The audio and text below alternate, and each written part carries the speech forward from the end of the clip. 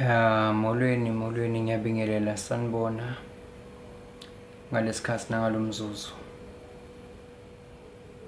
Ubongelelo changes ku WhatsApp. Satha simemeza abantu ku WhatsApp njengoba singena njengamanje nje ukuthi bezohlanganyela kanye nathi kungoLesihlanu kungi-Human Rights Day sokulamalungelo.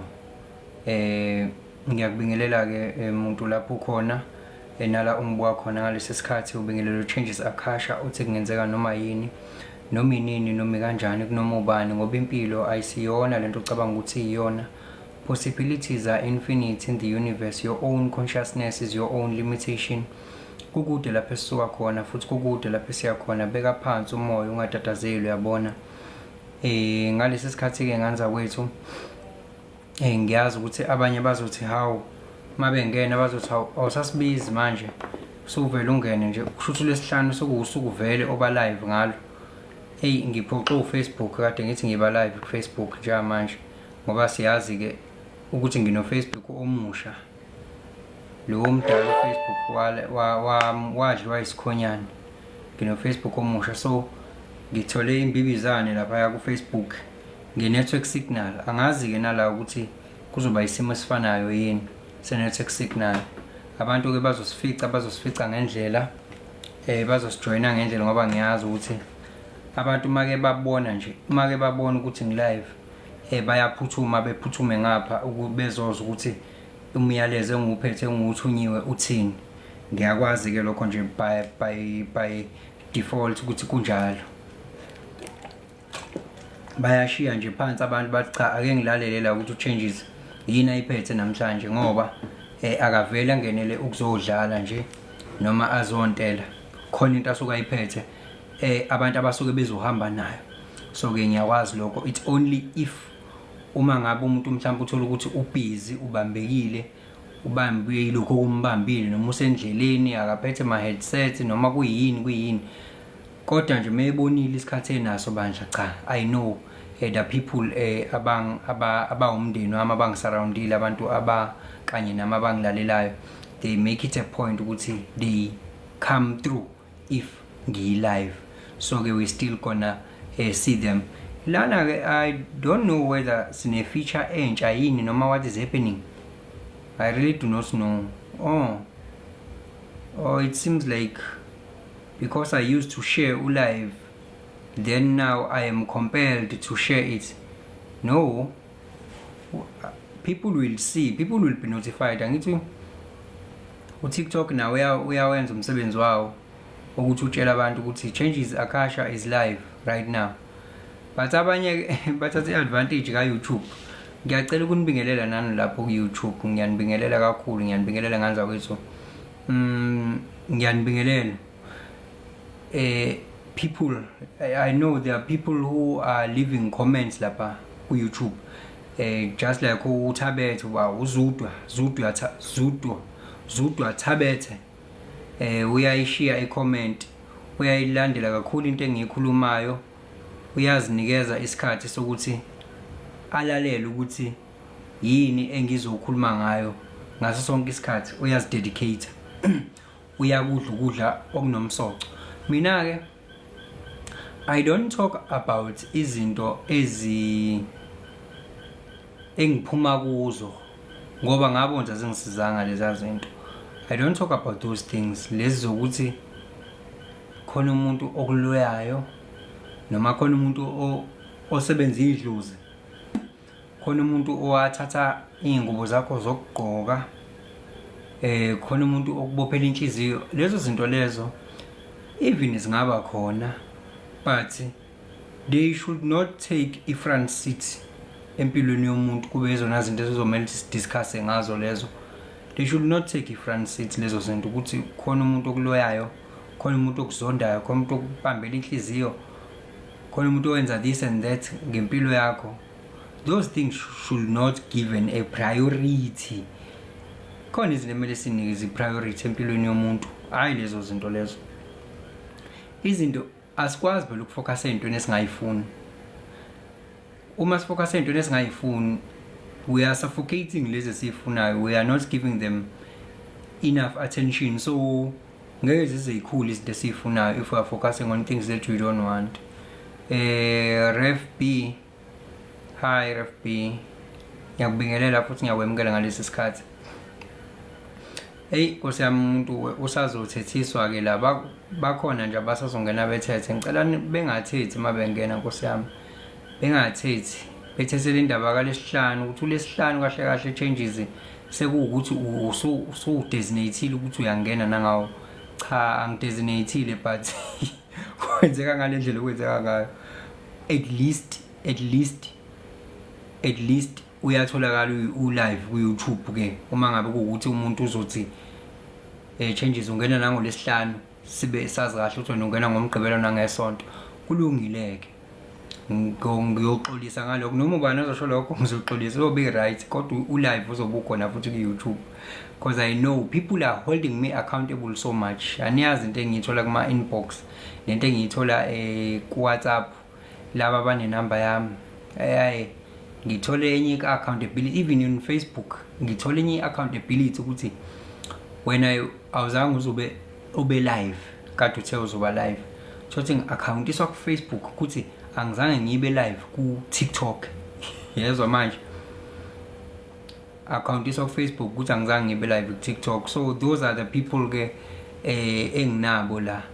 Ngiyakujabulela kakhulu lokho futhi ngoba kungenza ukuthi nami ngibheke indlela zami, ngibheke ama-steps ami engihamba ngawo. Bafethu ngiyacela ukuthi please let me know if I'm having a network problem. Please let me know guys, because it's nothing seems annoying like network hiccups. It's very annoying. The network hiccups they make the talking not to follow a sequence or to be concise. Please let me know if I'm having a glitch or glitches as far as the network connection is concerned. Please let me know, because otherwise I will have to switch to a different network provider if kukhona inkinga ze network, ngoba ngiyazi ukuthi into engisuke ngikhuluma ngayo isuke ibalekile kabi ukuthi ingaba nama hiccups, yabo nje bangitshela la ukuthi I'm having an unstable network. Angazi ke noma baqinisile yini. Akufani nokukamuntu ka MTN, okufani nokukamuntu. Yabo nje la ngikhona mina ngiwuphasisa inhlobo, la ngikhona mina in terms of network angiwuphasisa. I've been doing all live so many times, but bengibenza ngoVodacom. Mase ngibenza ngo-MTN all live. Ngibona ama-flames. Ngibona ama-flames. So nje sengiswitchile nje manje. I've switched to Vodacom, then I'll use MTN as a backup at least if there is an emergency eyenzekalayo nje ngokusheshsha, then I'll switch to MTN ngoba network signal ku MTN it's very poor kula ngikhona mina. I don't know kwezinye indawo, la ngikhona mina ngasho nje in fact since last year nje.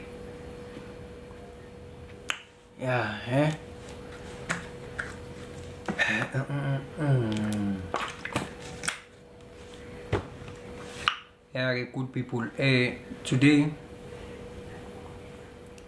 no water's 22 nayo uyasho ufakaza lento engisho ka MTN eyimfethu is very terrible. Mfethu is very terrible. It's terrible ngandlela leyo ukuthi Vodacom yabo. I've just switched to Vodacom right now. It's just unfortunate ukuthi I don't know the power at Vodacom, kodwa mina ngihlezi ngine backup power ngaso sonke isikhathi. Hlezi ngine backup power ngaso sonke isikhathi. Mawenzeka inkinga nje immediately bele ngihlezi ngine backup. So ngiyawuthemba kakhulu nami Vodacom. MTN ngikhombisa ama flames man. Ne network ngibona ama flames. hayi light yangishisa yo. Ngifuna ukulona ke namhlanje. Ngifuna uqala ke ngiqale ngilungise le. Uma ukuthi bakhona abantu abake bacela iform lokubhuka, bhukhela human design chart reading, uma ukuthi bakhona la. Iform ilona lenza ukuthi impilo yami nami engithatha ama bookings ibe lula. So ayikho indlela nje yokuthi ngilibypass iform ngoba iform lenza ukuthi kube lula i-tracking yama bookings ezayo, ngoba kuzoba ne-date, kube nokuthi umuntu ubhuka kuphi, kunayo yonke information, yonke into iba ne-order njengoba uma usebenzisa iform. So uma ukuthi unenkinga yeform ngizokusendela ke mina ukuthi ngoba phela lela form indlela elenziwe ngalo nje u-Word document okhona emafonini futhi, yabo, Word document okhona futhi emafonini. So angazi wenkonjani ushaye ngephutha noma ngikubambe impela ngikufake. Ngiyaqathi ngisakhulume kancane kanje kube khona umuntu o-requestayo. Sawubona ke kodwa ngalesikhathi. Kunjani Nkosi? Siyaphila mfowethu, unjani? Ngikhonzile ngiyakulandela phela, uyazi ngiyakulandela manje. Oh, okay. Ngiyabonga kakhulu ukungilandela wenkonjani.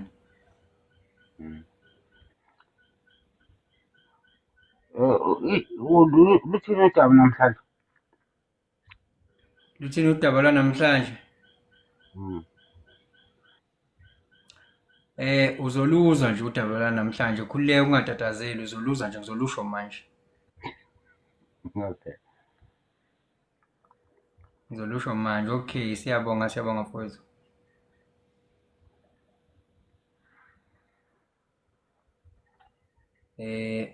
Ukhala ngelento unkonjani. Uthi unkonjani uyangilandela. Uthi ngiyazi ukuthi mina uyangilandela. Nkonjani ngiyazi ukuthi uyangilandela, sengiyazi namhlanje. Ngiyabonga kakhulu ngokuthi ungilandele. Thank you so much Nkonjani. Ngibonga kakhulu. Ngibonga kakhulu. Ngiyabonga Nkonjani. Njengoba ebuza unkonjani lapha uthi luthini udaba lwanamhlanje? Uthi luthini udaba lwanamhlanje? Bengisazolusho udaba lwanamhlanje. Bengisafuna ukuqala ngiqondise le ndaba leyani yeform lokubhuka, ukubhukhela i-reading. Mhlawumbe umunye uyayibuza ukuthi kubhukhwani yini lento ebhukhwayo? Kubhukhwa i-reading. Akuthi angazi ngizoyibiza ngesiZulu. I-reading, kubhukhwa i-reading la khona ngisuke mina ngikhuluma nawe qobo lakho ukuthi cishe nansi indlela engabe uhamba ngayo empilweni yakho. Wena uma ngibuka wena i-charts lakho lithi wena udaleke kanje, wazaleka kanje, umgaqo omele uhambe ilo. Lapho ngikhuluma nge-soul purpose yakho, i-purpose yakho la emhlabeni, ukuthi i-purpose yakho wena ile kumele uyifulfille kanjani i-purpose yakho, futhi wena unamaphi ama-attributes wena okungokwakho, ikuphi-ke okungekona okwakho. So ke sibuka zonke lezo zinto lezo. Uresponda kanjani empilweni, wena u-engage kanjani nempilo, uzithatha kanjani izinqumo. So ke sibuka yonke lonto, sibuka nje complete set of impilo yakho. Ngikunikeza i-guideline based entweni engiyibonayo mina, yabo. So yini ke leyo ke i-chart, i-human design chart reading. Mubhuka ngikusendela iform, uyaligcwalisa, uyalibuyisa lelo form, finish. Kumele ube no-Word document nje bese uyaligcwalisa, uyalibuyisa, finish, sekuphelile, yabo. So ke mawuba nenkinga, inamba yakho nale ubhuka ngayo ile eka 079 845 3962, 079 845 3962. Yona namba ke ekubhukhwa ngayo in leyo i-human design chart reading. Isho khona ungenza ukushaya i-finder empilweni yakho, ushaya i-finder. Kaze mina ngizonzani la empilweni? Kaze mina ngizonzani? Indaba mina nginje, indaba mina ichathi-ke lisuke lizositshela ukuthi wena uzonzani wena la empilweni. Yabo? Suke lizositshela ukuthi wena uzonzani. So-ke kubhukhwa kuleyo namba-ke awuyifoneli, uyayi-WhatsApp. Awuyifoneli leyo namba, uyayi-WhatsApp. Futhi nje ungathi nje cela ifomu, may I request ifomu? Manje ngicela ifomu, ngizokunika ifomu. Ungankanti nje wande ngey'ndaba ey'ningi. Ngithi uyazi ukuthi vele uzobe uzobhukha. Cela ifomu, gcwalisa ifomu libuyise. Ayikho-ke enye indlela ekumele ukuthi senze ngayo ngoba umuntu ngizomgcwalisela kanjani mina ifomu. But-ke kunjalo-ke. But-ke uma ngabe kuwukuthi khona inkinga-ke sesingazama-ke ukuthi mina ngimgcwalisele umuntu ifomu, angitshele yena ukuthi okay, alright, ngimgcwalisele mina-ke ifomu, it's fine. Uma ukuthi kudinga ukuthi kuze kufike kuleso sigaba. Okay, good people. Njengoba kade buza noNkonjane. Sikhuluma ngani? Ngithe i-topic nje ngathi ngithe uthi simply change the dial. Ngithe u change the dial. Ngisho ukuthini mangithi change the dial? Ngisho ukuthini mangithi change the dial? Yabona empilweni kubalekile ukushintsha i-dial. Uyabona ukuthi uyafona ucingo lungene kumuntu othile. Lo muntu akuthuke. Yabo? Kanti wena ufuna umuntu ozokuthuka wena. Ufuna umuntu ozokhuluma naye. Nikhuluma indaba ezimnandi. Yezwa? Ufone akuthuka umuntu lo akuthuke lo muntu. Into ekudinga ukuthi uyenze lapho iyodwa. Uma ubona ukuthi lo muntu engikhuluma naye la uyangithuka lo. La ngifonele umuntu ongithukayo la. Kuzomela ngishintshe phela. Ngivale la. Angeke ngibe nawo amandla ukuthi ngitshele lo muntu ongale ngimcontrol ukuthi akangangithuki. Uzokwenza into ekuyena afuna ukuyenza ngoba vele yena uzizwe ufuna ukungithuka. Mina nginawo amandla okucontrol into engaphandle kwami. Yabo? Uzongithuka lo muntu. Kodwa mina into amandla enginawo awukuthi ngivale le phone bese ngifonela omunye umuntu. Yabo? Amandla enginawo ukuthi ngivale le phone bese ngifonela omunye umuntu. Yabo? Ongezukungithuka. So nasempilweni-ke kunjalo ngoba ngithi change the dial nje. Mangithi change the dial, uma ngabe ubona ukuthi le dial oyidayilile empilweni yakho ayikuniki le mpilo oyifunayo, le dial oyidayilile ishintshe le dial oyidayilile, le nombolo oyishayelile ushayele enye inombolo. Yabo? Yabona njengoba izinto zisebenza ngama-waves, zonke izinto zisebenza ngama-waves. Kukhona ama-waves. Kunama-waves. Ama-waves ayi-infinite potential ekungaba yini noma yini. Yabona njengoba amafoni emaningi kangaka nje. Kodwa wena mushayela le namba le ucingo lungena kulo. Mushayela le ucingo lungene kulo. Mushayela le ucingo lungene kulo. Labantu benza izinto ngendlela engafani. Bazokhuluma into engafani futhi labantu.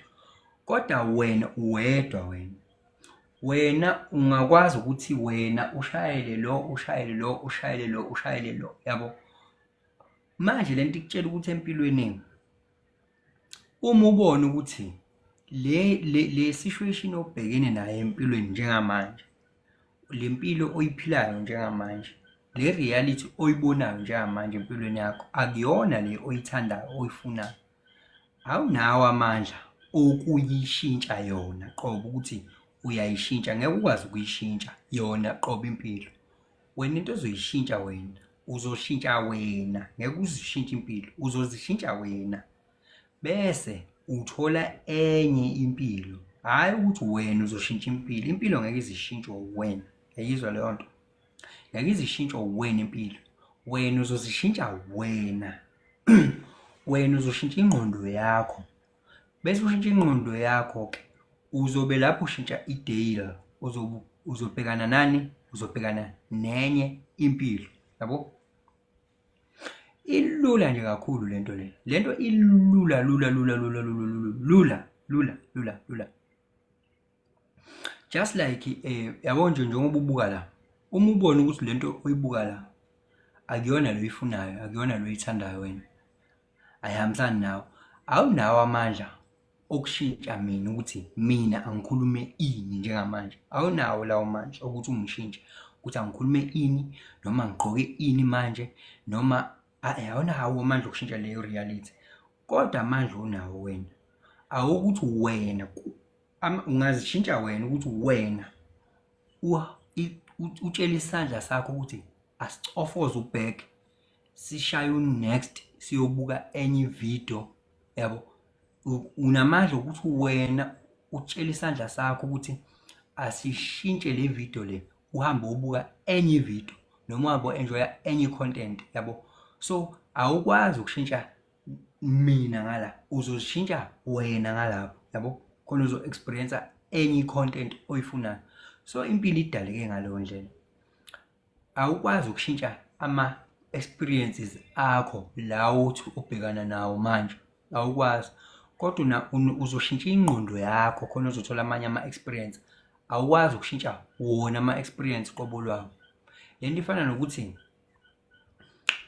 awukwazi ukushintsha izithelo esiziphuma, ushintsha imbewu.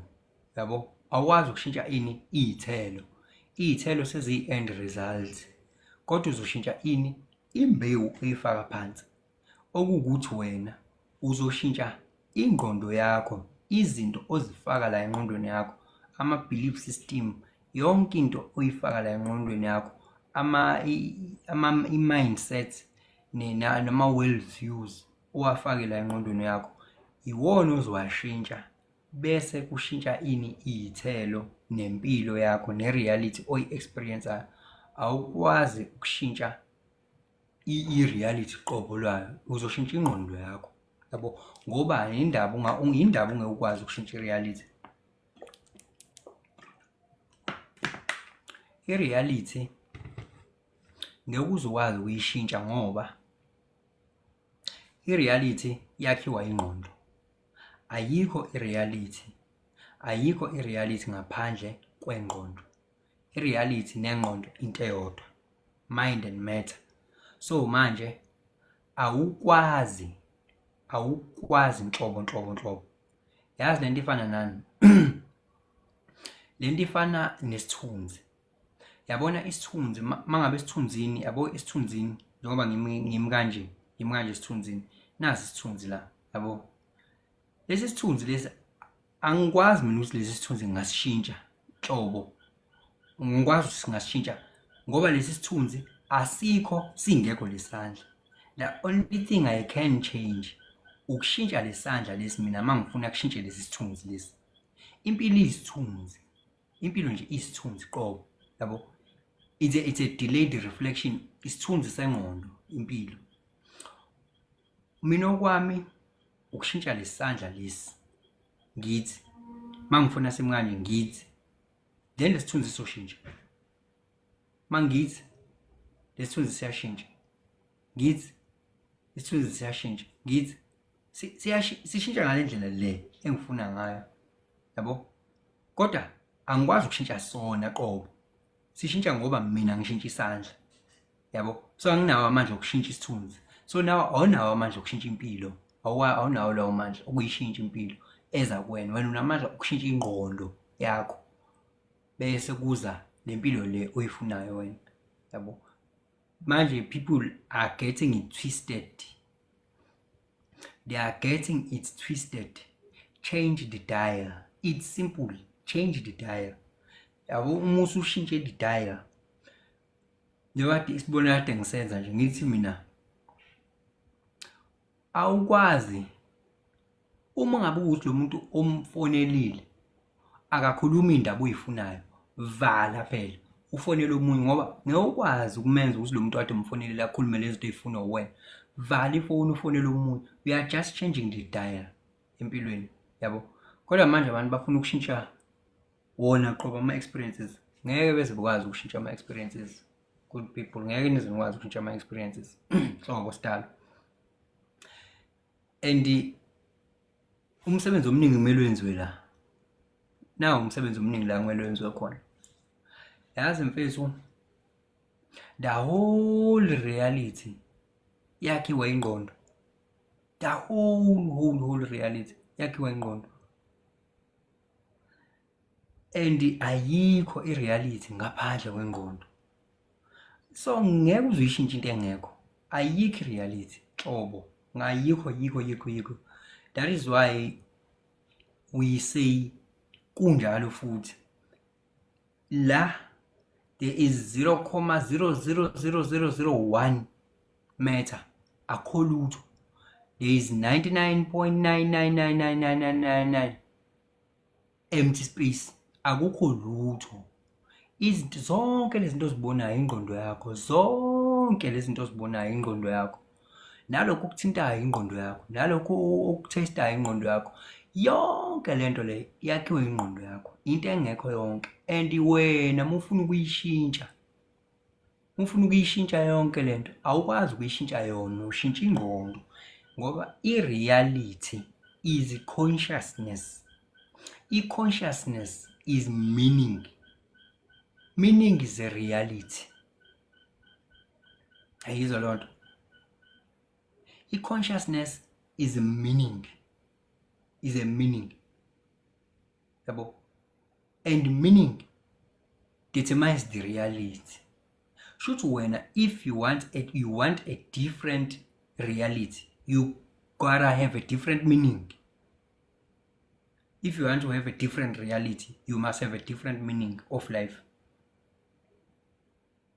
Every time you must have a different meaning. Yabo. Molo we lekhoa, molo fethu. I greet you and I welcome you at this point in time. Yabona uma ngabe njengoba ngithi mina i-consciousness iyona reality. Uma ngabe umuntu ake ngisinanga umuntu ukhuluma ilanguage engingayizwa, uyakhuluma ilanguage engingayizwa, uyakhuluma kanti uyangithuka, yabo. Uyakhuluma nami. Le language ayikhuluma angiyizwa mina. Uyangithuka kodwa. Mina angeke ngize ngilwe naye, ngeke uzokwenzeka lutho. Ake ngithi nje a normal person or an average person. Ake ngibeka njalo an average person. Ngeke azalwe naye ngoba akamuzi ukuthi uyamthuka vele. Akamuzi. Yabo. Ngobani? Akanayo i-meaning. So therefore yini ezokwenzeka lapho? Ayikho impilo ezoba khona. Ngoba akezwa vele lokuthi bayamthuka. Ayikho impilo ezoba khona. Therefore lo angeke azabe nayo i-reality based on ukuthi uinterprete impilo wathini, yabo. Ngeke azabe nayo i-reality based on interpretation yempilo. Bese kuqhamuka omunye umuntu. Bese akutshela ukuthi hey wena lo muntu lo kuwena uthi kanje. Yabo. Hi eyes, hello.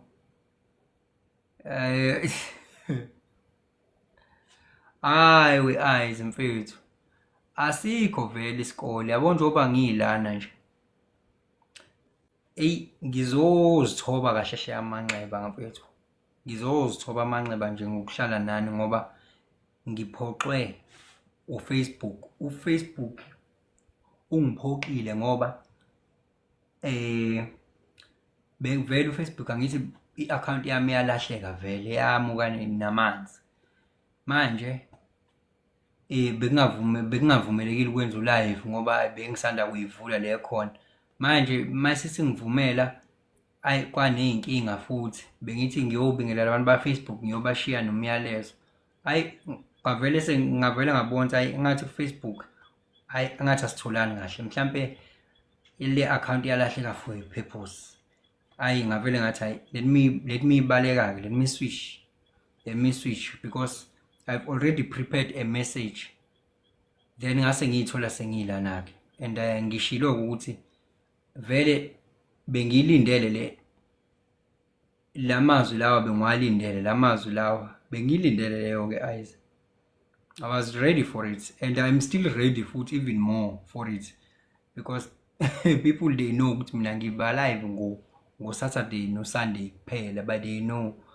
But now it seems like now it seems like Friday we are also live. Izimo kodwa kungcono ngoba usuku uzoba khona lo live lapha na ku YouTube. Ngiyabonga we eyes. Thank you so much. We are waiting for me Sinenhlanhla. Mwelas are waiting for me la on TikTok. Yeah, TikTok is taking over lana kumina yabo. TikTok is taking over lana. Yeah, sifluwela ngakhona.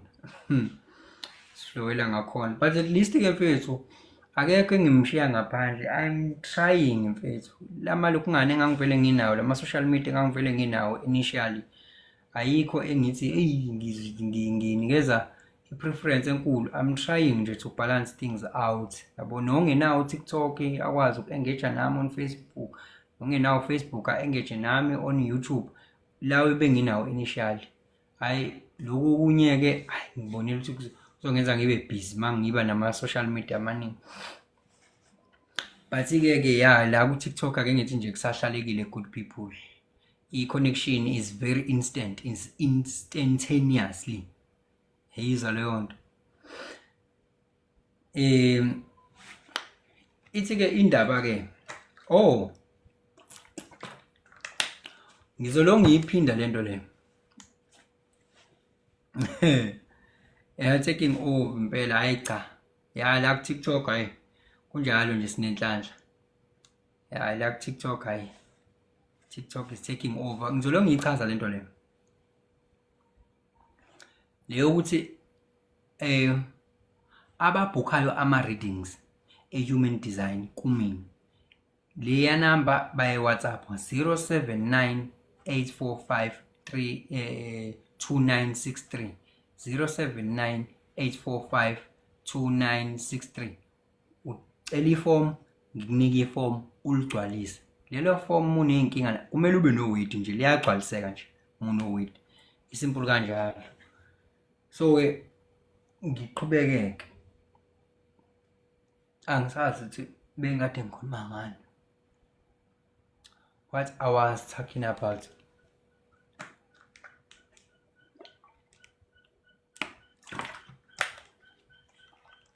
Abona nje ireality bafethu. Yabo umdlalo umnandi nje lo. Wadalwa inkosi, umdlalo umnandi nje wayidalelwa inkosi lo. You simply change the dial. You just change the dial. Uma ngabe seqhamuka omunye umuntu ke manje esethi angithi wena komuntu ode kuthuka uyakuthuka kodwa wena uthi awuyizwa le language ayisebenzisayo. So awu respond awunandaba futhi awuzwa nokuthi uthini. So ireality yakho ayizukufana nomuntu ozoqhamuka uthola ukuthi uyayizwa le language le bamthuke yena uzoba ne-interpretation ukuthi uthini kumina yabo. So ireality is only about what? Meaning and interpretation yabo. It's only about meaning and interpretations. Loma meaning and interpretations, they are originating from experiences, past experiences and programming. They use a lot. So therefore, what is there up in your head is the program, are the experiences and the meanings that are there in your head. So it means you gotta have new meanings to have new life. If you want to have new life, you should have new meanings in your head, because reality is all about meanings. Because ake ngithi imali awazi nothi iyathenga. awani ukuthi isho ukuthini leli phepha lento ekuthiwa imali awazi. So ngisho ngakunikeza izitaki ngezitaki zalamaphepha because you don't have a meaning for it. Ngeke uzujabule, ngeke uzuku uyibonela iphepha nje wena, ubona iphepha nje. Yabo? Ngobani awunayo iminingi ngaleli phepha leli ukuthi leli phepha leli lenzani. Kodwa uma ungasawazi ukuthi leli phepha lenzani, it's a different case now. Ngoba uthi leli phepha lenza nje liyathenga lekwenza ube now is a meaning now. Now reality all about meaning. So it means you don't have to attach or you don't have to come up with the meanings that are not equipping you, that are not uplifting you in life. You don't have to come up with those meanings. Yabo? You really don't have to come up with the meanings in life that are not making you any better. Ngoba ayikho into ephuma ne-meaning yayo. Ayikho into ephuma ne-meaning yayo. Cause buka nje ebuncaneni bakho semncane. Wawuyibukela nje izinto. Uyibukela nje. Awazi nanokuthi lento isho ukuthini. You don't know anything. Awazi nanokuthi yini lento le. Yabo? Kunezinye izinto ukuthi uma wakho mhlawumbe ukufila ngaphakathi njengengane njengalo genetic connection or biological connection ukuthi uma, kodwa ungazi ukuthi uma lona awazi nokusho ukuthini ukuthi uma, awazi nokusho ukuthini ukuthi awazi nje ukuthi yonke awazi ukuthi yindlu le. You know nothing at all. You know nothing, and things they are meaningless kuwena. And iyona into ekwenza ube happy ke lo ukuthi things are meaningless. Yonke into la awazi nanokuthi yini le. Iyona into ekwenza ukuthi ube happy. But as soon as now usuyatshela ukuthi hey lokhu kukuthi usuyaqala unikwa ama meanings manje. Okunye uya-encounter wena okunye ukuthi uhlangane nakho. Hawu umlilo uyashisa. Lokhu kuyalimaza yabo. Usihamba uyihlangana awu lokhu kukuthi uhamba uattach ama meanings namanje usunama meanings empilweni yakho. Ilapho ukuqala khona ini, ila kuqala khona into ekuthiwa duality, isehlukaniso ke lapho. Ngoba initially you were one with everything. That is why ingane ihlezi ijoyous ingane ijoyous ingane. Ngoba ayinayo ini iduality ukuthi lokhu ayinama meanings nje. Ayinama meanings ingane. Yabo? Ayinama meanings. Manje wena unama meanings. And the meanings, they are complicated. And they keep on being complicated even more. Because now you have past and future things in your head. And that's what makes things more complicated. Because now, based on what is happening now, you want to predict the future. And you become anxious while you are trying to predict the future. We are trying to make things that will protect you from the harmful future that you have perceived. When you born future ngazuthi harmful, then manje we are trying to devise izinto ezizoyenza le future le ukuthi ibe better. So anxious already. Awusenakho ukuthula lapho because ngokubuka imanje usufuna ukupredict ifuture manje. Ufuna ukupredict ifuture. Yabo? And futhi unalento ye-memory ye-back ukuthi izinto awuzenzanga kahle kangakanani previously. Now you are torturing yourself ukuthi I made a terrible decision. Yabo? Previously in my life I made a terrible decision. So you are torturing yourself futhi again. So unama meanings ekhanda lakho. And iwona lama meanings lawa awenza umuntu ukuthi asafarishe ngobani? Consciousness is all about meanings. What it means. Lento engiyibonayo I am conscious of it, and then I attach the meaning. Then that's what is going to create the reality. Singabona into eyodwa sonke. Kodwa we are going to take different parts. Kuleyo nto esibonayo sonke. Mina ngizo-attach enye meaning, nalo a-attach enye meaning, nalo a-attach enye meaning, yabo? Kodwa sonke sibone into eyodwa. Iyona-ke lento abayibiza ngokuthini? Lento kuthiwa ama-parallel universe, parallel realities. Ngoba wena une-reality yakho, nami ne-reality yami based on ama-meanings ami. Ama-meanings ami iwona ngithatha ngibeke la ngikhona, nawe akho akuthatha kubeke la ukhona. Kodwa sisemhlabeni owodwa, ngisho singahlala ekhaya elilodwa, kuyafana. Kade ngibuka nje manje la, lento ngakungayenza futhi before, ngiyenzela uma ongizalayo. Kade ngibuka ngithi ngisebenzise i-app le yaka Vodacom le kuthiwa i-VodaPay, ngithenga ama-data lana. Mangithengela le number le engiyijwayele ukuyisebenzisa, hayi ngibona ama-offer ama-data amnandi kanjani, ngibona ama-offer amnandi, ngithi ama-offer amnandi lana kule number le engijwayele ukuyisebenzisa engikade ngayisebenzisa yaka Vodacom. Bese ngiyaqala-ke in the same app ngishintshe inamba la, ngishintshe nje inamba ngifake le enye-ke entsha manje. Hayi kwavele kwashintsha ukudla epletini, kwashintsha totally. Aphela ama-offer, kwaqhamuka ezinye izinto ey'bizayo, ngingene in the same option kade ngingene kuyona, kuqhamuka enye into, yabo? Ngase ngiyabona, okay, this is how reality works. Impilo ngeke uyirobhe ngoba uthi wena umnganami noma ngwakini noma kunjani, ngeke uze uyirobhe. Izokunikeza into ebhekene nawe nje ngqo, ehambelana nawe ngqo. Angeke uze uyi-cheat. Ukuthi uyazana nobani, ujwayelene nobani, noma uzalwa isigwili, noma uzalwa umuntu ongasona isigwili, isicaka, kuyafana. Izokunikeza impilo lento ekumele ukuthi ikunikeze yona wedwa, ehambelana nawe futhi, based on vele based on i-meaning ela engqondweni yakho.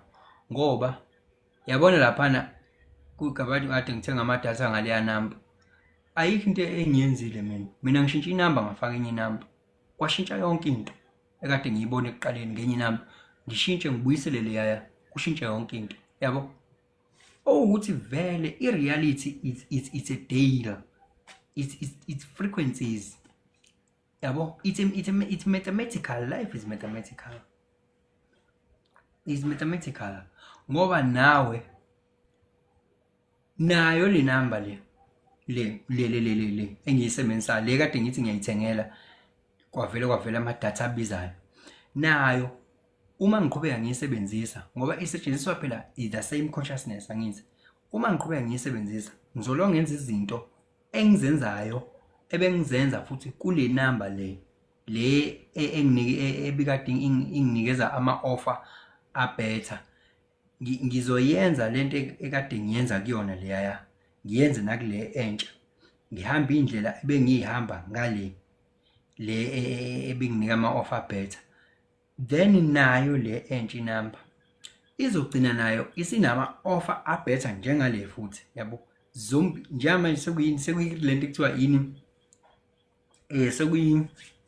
sekuyi-resonance nje, seziya-resonate lezi number lezi, yabo? Zi-enjoya i-reality efanayo ngenxa yokuthini, zivibrate ngokufana njengamanje. Why zivibrate ngokufana? Ngoba zisetshenziswa yimina, umuntu oyedwa, yabo? Indlela engifaka ngayo i-airtime, isikhathi engifaka ngaso, yonke into engiyenzayo, engiyenza kuleya number endala le enama-offer a-better is the same thing engizoyenza nakule. So ama-offer azofana-ke, kuzohamba isikhathi afane, yabo? Ngenxa yokuthi manje i-vibration yale number izobe isifana ne-vibration yale enye number, so zizo-experience i-reality efanayo zombili. Ngizothi uma ngingena kwi-app ngithole ama-offer afanayo manje.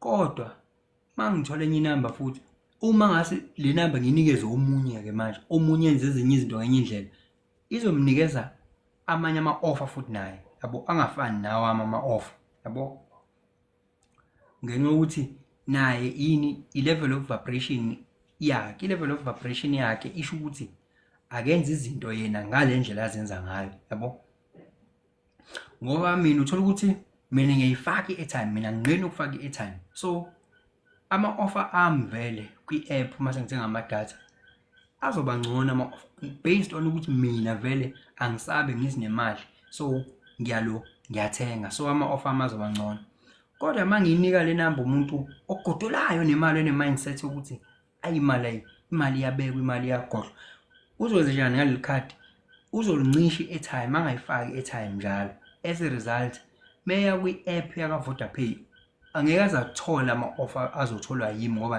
i-level of vibration yethu la mentally ayifani ngithi yabo ayifani nhlobo yena uyagodola nemali mina angigodoli nemali yabo i-mindset ne-mentality enginayo and manje imina yake impilo izonginikeza lokho kungifanele naye izomnikeza lokho kumfanele naye yabo naye izomnika lokho impilo i-well calculated i-mathematics kahle kahle yabo i-was well calculated ikunika lokho kufanele nje nqo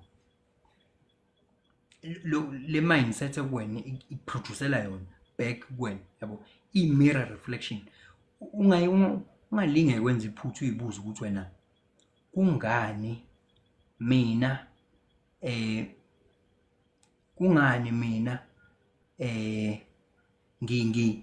ngi-experience le mpilo engiyi-experienceayo kodwa mina ngibe ngumuntu right yabo khona abantu abasho njalo ukuthi angumuntu onice mina ngumuntu right kodwa kungani impilo enginika lezi zinto enginika zona yabona lapho you are failing to understand ukuthi impilo ikunikeza ngqo lento ekudingekalayo kuwena ikunikeza lento le oyiyona ngqo awulenzeki iphutha uma ngase kuthiwe kwenzeka iphutha kusho ukuthi ngelinye ilanga singabona ilanga liyehla liza la phansi lizosishisa khona lisishise sibone ulwandle ngelinye ilanga lishona phezulu ulwandle luhambe lapha khona ilanga kube chaos sibone umhlaba lo hlabathi buyibheke phansi yithi kanje yabo umoya ubuye ungene la kuthina umoya ungene kuphela singawukhiphi ngenzeka i-chaos uma ngase kuthiwa izinto zihamba ngale ndlela le umuntu asho ngayo athi yena mina ngumuntu right kodwa impilo ayinginikeza izinto ezi-right lutho ayenzeki into enjalo impilo ikunikeza ngqo lento oyiyona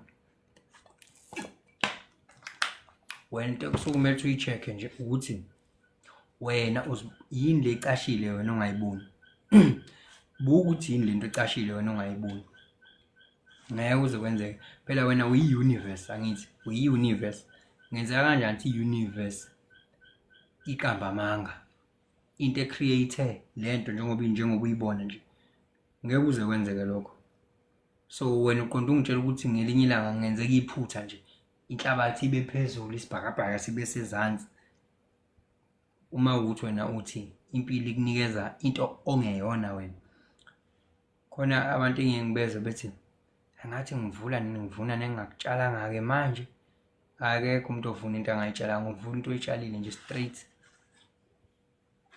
uvuna into oyitshalile straight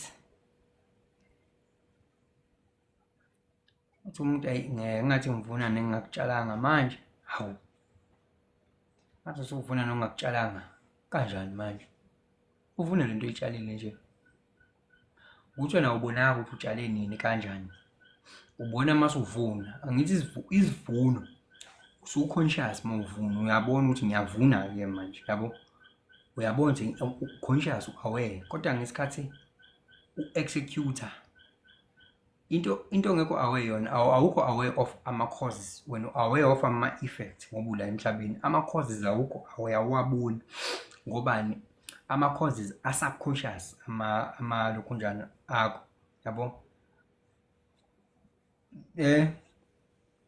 inga asibonge masitshala inkinga asibonge asiboni masitshala asibone umuntu aware of ivuno kodwa akekho aware of ukutshala mase atshala akaboni ukuthi uyatshala aware mesevuna yabo ngobani la emhlabeni vele sibi plane of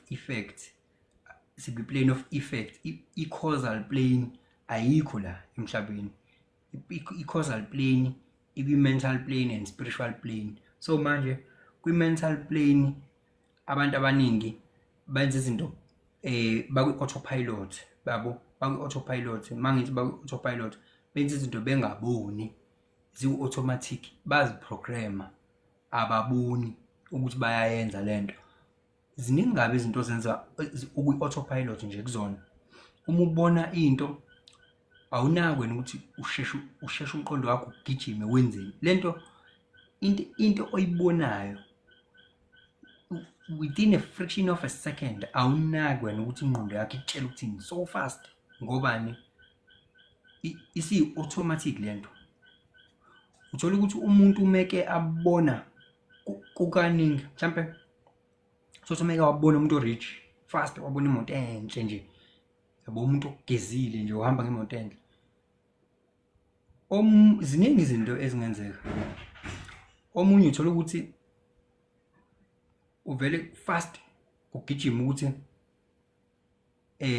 yazi nami one day ngoba kanje ngiyambongela lo mbhemi lo avela sizwe happy imbongela lo mbhemi wathi noma lo sisi lo ethi ngiyambongela yazi ula ngisazoba khona yazi kazi yabo uzwa lento engisazoyizwa siyithime yodwa naye yabo asizwe imbongela as like we are teammates ukuthi mina okwami akaka manifest kwi-third dimension kwi-physical world kodwa siyithime yodwa naye azizwe embonge azizwe emnandi icwala ngaphakathi ngokubona imoto enhle nalomuntu lo ohamba ngayo yabo fast lento le uyijwayele fast meke wabona nje umuntu ophumelele nje uvela ayibone uvela abone yena njalo mebona umuntu ophumelele uvela ayibone yena njalo sekuze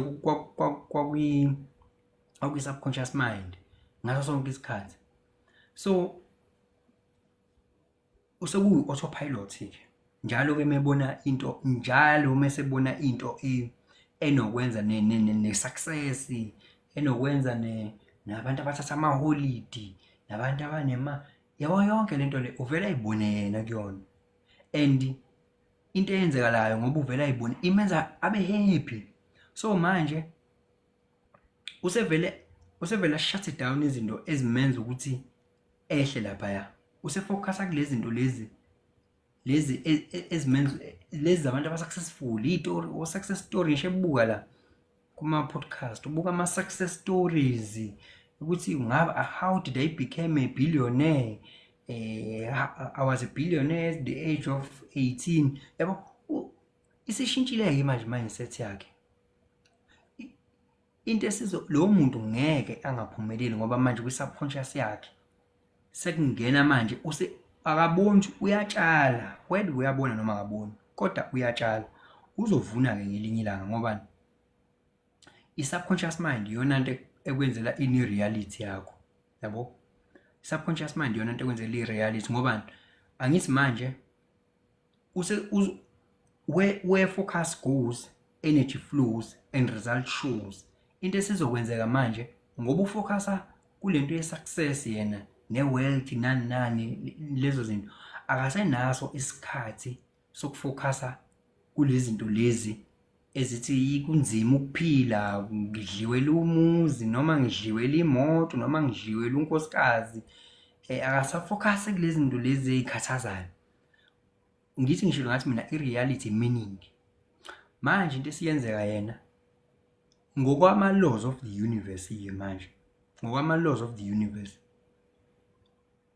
ngoba ufocusela into esizokwenzeka automatically la focus khona uzozithola enza izinto ezenziwa yilabantu abasuccessful ne-mentality yakhe yonke into yakhe izoshintsha lo muntu uzozithola enza izinto ngeke vele imnethe nje imali imnethe nje ngokuthi uyafisa vele imnethe nje uzozizwa nje energized ukuthi agrind futhi angithi reality isebenza ngokuthi wena ukusiphi state of being wena ukusiphi state of being. Ukuthi ukusiphi state of being kuzosho ukuthi uzokwenzani, ukuthi uzokwenzani kuzosho ukuthi uzovunani, yabo. So manje lo muntu lo ufully charged, uchargekile lo muntu, izinto azozenza zizomlokhu nje lezo zizo aligna nalabantu abasuccessful. Size kulo othi mebona umuntu osuccessful vele kuringe fast athi within a fraction of a second, yabo. Mebona umuntu onemali wehle emotweni yakhe eyothenga, omunye kuya nge-mindset anayo, vele athi mhlawumbe akalali ebusuku, yabo, mhlawumbe wenza into ey'doji, kazi kwafa abantu abangaki, ngingcono nginje nkosi, ngihappy, anginayo impela imali, yabo. Fast, yabo. Lento iyasitshela ukuthi yini-ke sekhanda likalo. Lona uyatshala la kodwa akaboni. Ukuba right njengalo uyakufuna, imali njengalo uyayifuna, uyafuna ukufana naye lo muntu lo athi yena mhlawumbe akalala ebusuku. Shuthi lento isho ukuthini, utshela yena i-universe ukuthi ukuze ube successful kumele kube ukuthi awulali ebusuku, khona into ey'doji ozenzayo. So as long as yena lo engazenzi into ey'doji elala ebusuku, kusho ukuthi ngeke aze abe successful. Iyona into ayishoyo kwi-universe. So i-universe izomprovide ncimishi ngale nto ayicabangayo ukuthi okay, wena ngoba wazi ukuthi abantu aba-right aba-successful abanemali, wazi ukuthi khona into eyi-wrong abazenzayo, angithi? Shuthi wena ngoba ungayenzi into wrong, akumele-ke wena ube nayo imali. So stay there, hlala la ukhona, yabo.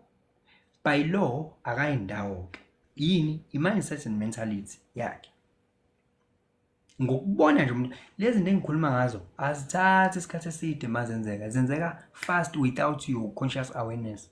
Bese uyayibuza ukuthi mina ngoba ngumuntu right nje, yini indaba ngaphumeleli pho? I-mindset yakho awuboni wena, i-meaning onayo wena empilweni, ngempilo. Wena utshela i-universe i-meaning we-attach-ayo entweni, wena utshela i-universe ukuthi universe kunje, ngoba wena you are the universe, wena yourself, wena u-creator of your reality. Wena usitshela wena ukuthi wena ukuze ube successful kumele ukuthi ubulala abantu, noma kumele kube ukuthi uthwele, noma kumele kube ukuthi awulala ebusuku. Yonke lento oyishoyo uyisho kuwena, wena uya the universe. Ukhiyeke la ukuthi zonke lezi zinto kumele ukuthi uyiphindaphinde. Lezi zinto zizibe, yabo, mangase, yabo, kunezinto ezenziwa abantu ababoni ukuthi bayazenza, and uma sifika thina sifika kulo cycle leyo, sifike singabi abantu aba-right abanambithisisekayo. Hence ngikukhonzile nokuyihlalela ngedwa. Ngobani? Uzoshayina kwi-group, wena uma ufika kwi-group uzofika uma unje.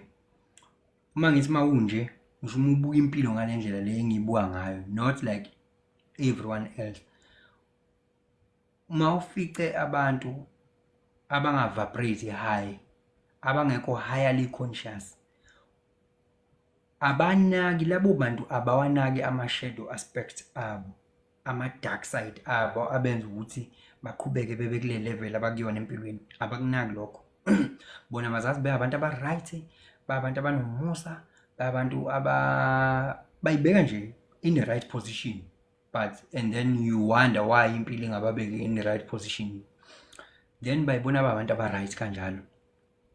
Wena mufika uzofika ushayine ini uveze ama-insecurities abo, uphinde futhi ushayine ama-shadow aspect abo, shadow side, ubenze bebone their shadow aspect of their lives, izinto bebengekho aware of zona, uzofika uyishayine wena, yabo, ngento ozozikhuluma.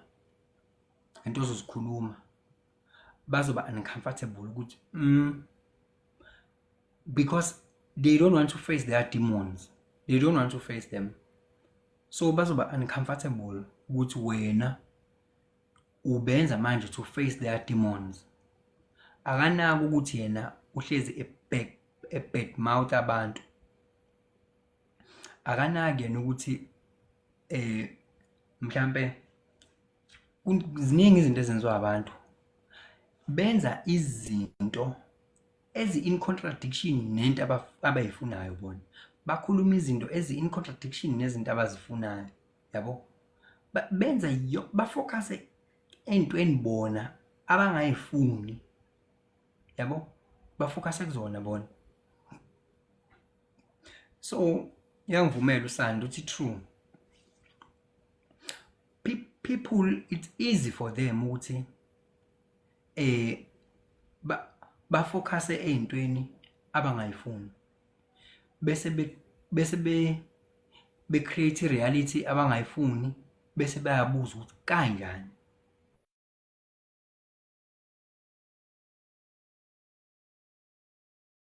Of cause and effect.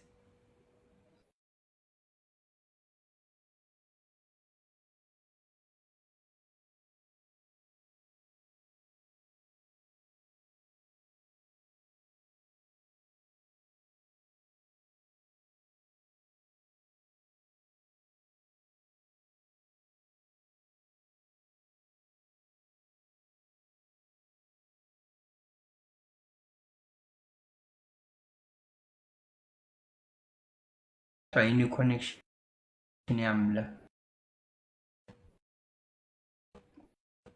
ngicabanga ukuthi sengibuyile back ke. Kunabantu abona abanye abantu bebathatha kancane, bebabone benza izinto bese bayazenza nabo ngoba becabanga ukuthi kuzobalungela bese kungabalungile, bese beba envious, bebe nomona, angithi yeso, beholde umona against abanye abantu. La unethalente lakho nawe, unethalente lakho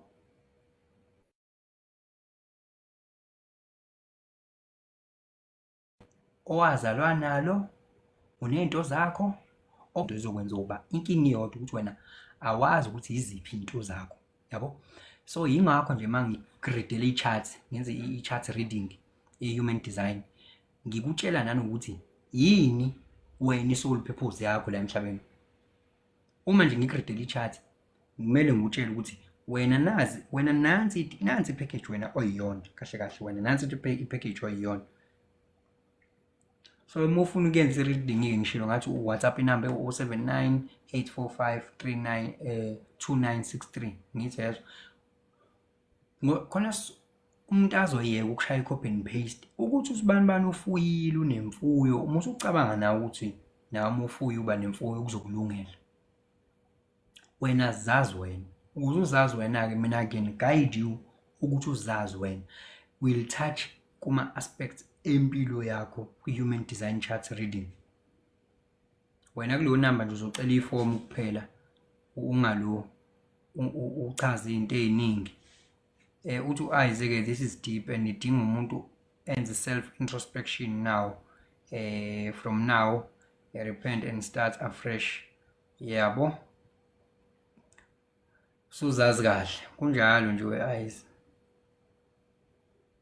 Inamba weSandi, inamba 0798452963. Let's othi ngiyibhale inamba la, othi ngiyibhale la inamba. Let me write the number here. Ngizoresponda kuwe Sandi, ngoba thiwa le number ngisho ngasheshisa. Ithi ke inamba 079. Oh wait, manaka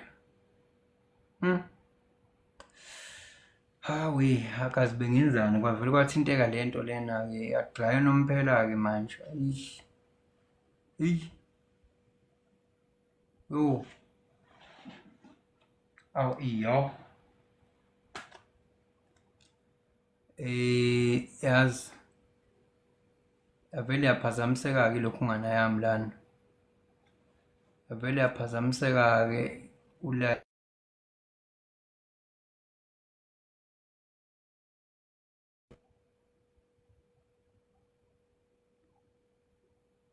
Hawu. Ibhadi lami bo. Hayi khona. Hayi ibhadi lami ke leli. Ithi number kodwa 079 845 2963. 079 845 2963. Lana ifoni yami isivele yanjani? Isivele yabo lento ukuthi ibe ingacofeki.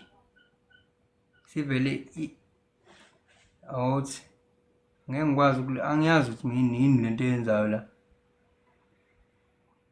Yeah, 079 845 2963. Yiyo ke leyo. Angiyami mina ngiyayiqala lento leyo ukuthi angithi kune puzzle ngiyangizwa kodwa okay ku-right. Kunalento ekuthiwa kumele ngiyifake la manje ayiveli ngani pho. Le kuthiwa kumele ngiyifake la. Yazi kwesinye isikhathi kubuye kwenzeka ezinye izinto ngenye indlela. Lento eyipuzzle. Yabo. Okay ke. Yeah,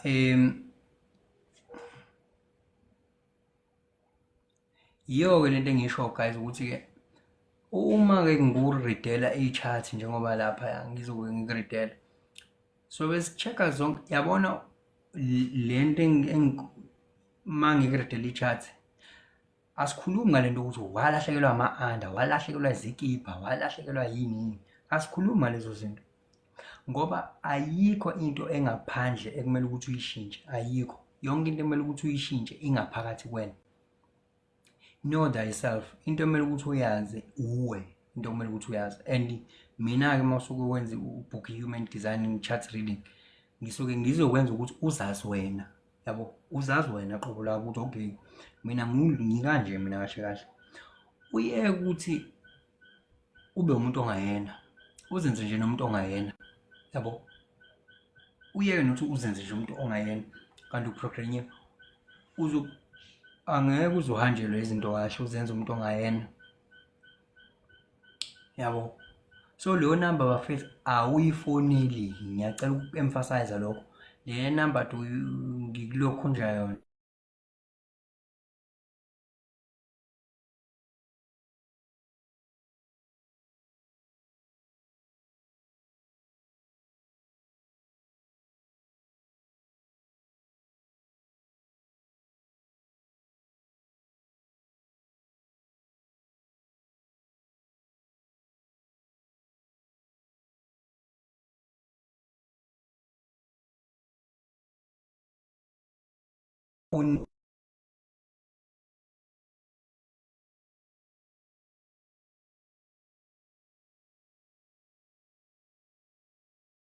Uniyo athi uya-order kodwa lokhu ukhomba la ukuthi angikufuni lokhu kodwa mhlawumbe lo muntu oku-ordisayo akayizwa le language oyikhulumayo. Yena into azoyenza uzokubuyela nalokhu kudla othi awukufuni. Uzokubuyela nalokhu kudla othi awukufuni wena ngobani? Ukubona ukhombe kona wena ngobani ufocus kukona. Kanti ufocus kukona nje awukufuni ngoba awukufuni. Kodwa yena uzokunikeza kona back. Nganza kwethu ke ngicela ukuvalelisa njengamanje. Ngesizathu ukuthi kune countdown la izobonana kusasa. Yabo this